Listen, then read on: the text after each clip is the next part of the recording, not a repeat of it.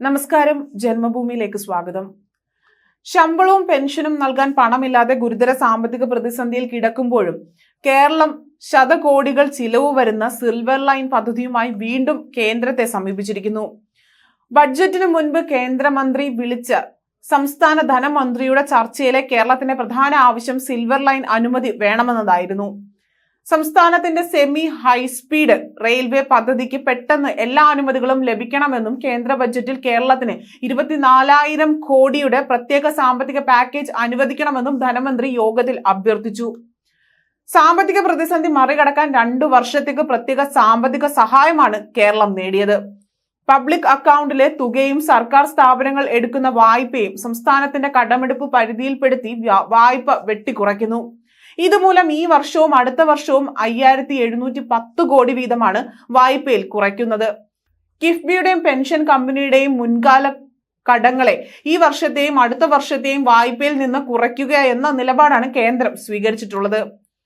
ദേശീയപാത വികസനത്തിന് ഭൂമി ഏറ്റെടുക്കലിന്റെ 25%മായ 6,000 കോടി നൽകേണ്ടി വന്ന ഏക സംസ്ഥാനം കേരളമാണ്. ഇതിന് തുല്യമായ തുക ഈ വർഷം ഉപാധിരഹിതമായി കടമെടുക്കാൻ അനുവദിക്കണം. ഈ വർഷത്തെ കടമെടുപ്പ് പരിധി GDP-യുടെയും 3.5%-മായി ഉയർത്തണം. ഉപാധിരഹിത കടമെടുപ്പ് അനുവാദനം ഉറപ്പാക്കണം. കിഫ്ബി, പെൻഷൻ കമ്പനി എന്നിവ മുൻ വർഷങ്ങളിൽ എടുത്ത വായ്പ ഈ വർഷത്തെയും അടുത്ത വർഷത്തെയും കടപരിധിയിൽ കുറയ്ക്കാനുള്ള തീരുമാനം പുനർപരിശോധിക്കണം. GST-യിലെ കേന്ദ്ര സംസ്ഥാന നികുതി പങ്കുവയ്ക്കൽ അനുപാതം നിലവിലെ 60:40 എന്നത് 50:50 ആയി പുനർനിർമ്മിക്കണമെന്നീ ആവശ്യങ്ങളും ബാലഗോപാലൻ ഉന്നയിച്ചു. കോഴിക്കോടിനെയും വയനാടിനെയും ബന്ധിപ്പിക്കുന്ന തുരങ്കപാതയുടെ നിർമ്മാണം ഉൾപ്പെടെ പദ്ധതികൾക്കായും 5,000 കോടിയുടെ വിസിൽ പാക്കേജും കേരളം ആവശ്യപ്പെട്ടു. കേന്ദ്ര ആവിഷ്കൃത പദ്ധതികളുടെ കേന്ദ്ര വിഹിതം നിലവിലെ 60%-ൽ നിന്ന് 75%-ആക്കണം.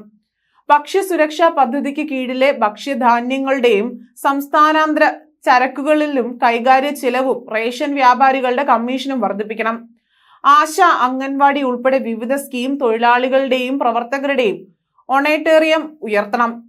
NSP-യിലെ ക്ഷേമ പെൻഷൻ തുകകൾ, സ്കൂൾ ഉച്ചഭക്ഷണ പദ്ധതിയിലെ പാചക ചെലവ്, ഭവന നിർമ്മാണ പദ്ധതിയിലെ കേന്ദ്ര സർക്കാർ വിഹിതം തുടങ്ങിയതും ഉയർത്തണം. കേന്ദ്ര സർക്കാർ നടപ്പിലാക്കിയ സ്ക്രാപ്പ് പോളിസിയുടെ ഭാഗമായി സംസ്ഥാനത്ത് ഫയർ സർവീസിലെ 220 വാഹനങ്ങൾ, ആരോഗ്യ വകുപ്പിലെ ആംബുലൻസുകൾ അടക്കം 800 വാഹനങ്ങൾ, പോലീസ് സേനയുടെ നിരവധി വാഹനങ്ങൾ ഉൾപ്പെടെ കാലഹരണപ്പെട്ടിരിക്കുകയാണ്. ഇവയ്ക്ക് പകരം വാഹനങ്ങൾ വാങ്ങാൻ കേന്ദ്രം സഹായം വേണം.